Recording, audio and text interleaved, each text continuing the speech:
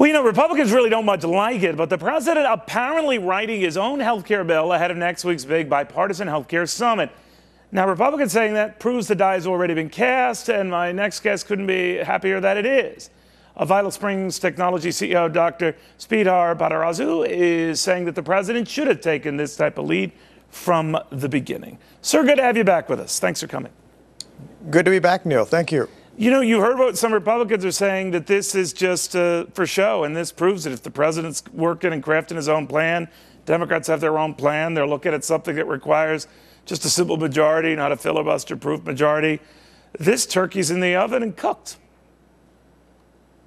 I think that he's taking the Toyota approach of trying to push this through the production line and try to fix things later on. Well, I wouldn't do the Toyota example. That might not go well, but go ahead. And the lack of clear, decisive direction by the president has caused a major impact and major damage to health care reform.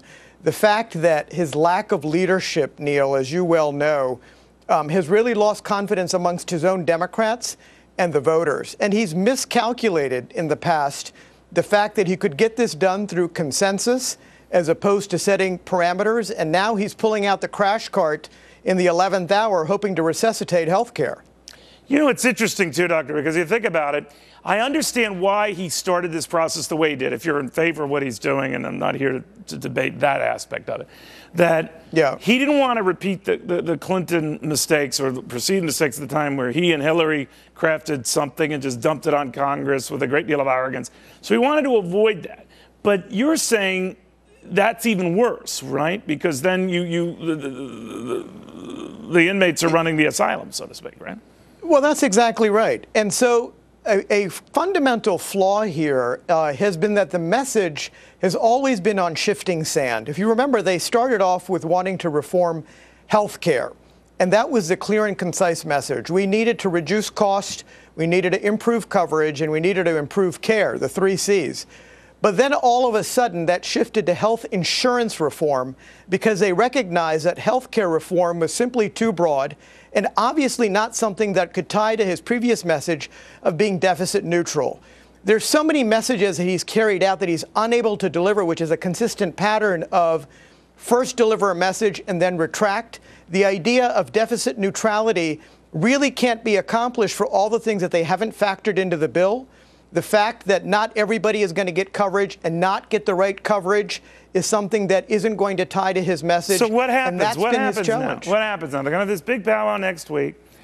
Do you think this thing can be resurrected or resuscitated? I think it might be able to be resurrected, but the Republicans have said very clearly, and perhaps even some Democrats, that we've got to start with a clean slate. No, that's nobody's going to. I think you're right. By the way, in the beginning, your gut that's unlikely. So they don't. Yeah, it's unlikely. So I've heard from Democrats. I had one on my show earlier today on Fox News who was telling me we can get a simple majority for something in the Senate. We could definitely do that. They probably could, and I think if you look at the pieces that have evolved in the last week, they've sort of staged reconciliation. The idea of putting WellPoint and Anthem at the center, think about this. Secretary Sebelius is an insurance commissioner.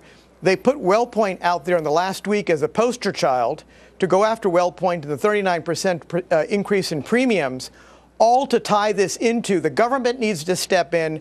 Premiums are going up. We can't allow this to go on any further. And all of a sudden today you surface the idea that a public option is going to come back. So I think all of this is a well-calculated strategy by everybody in the White House in terms of how they're going to try to shove this through with 51 votes. Yeah, but the difference now, Doctor, is that, look, I mean, there's been this little thing called Massachusetts and a Republican sitting in Ted Kennedy's old seat. And there's been this, seismic shift in sentiment toward this, right? No question. And so while there may be a short-term win at best, the long-term implications for the Democratic Party in pushing this through are going to be severe and long-lasting because it will create a much larger deficit. It will ultimately lead to people without the right coverage, higher costs, and it's going to create really a long-term devastating impact that may seem like a win in the short term, but a big mistake. Well, I'll tell you, you've been right all along on this, and the things we had to watch and worry about. I appreciate that because you keep providing me notes on this because I copy everything you say. Doctor, very good seeing you again. Thank you very much.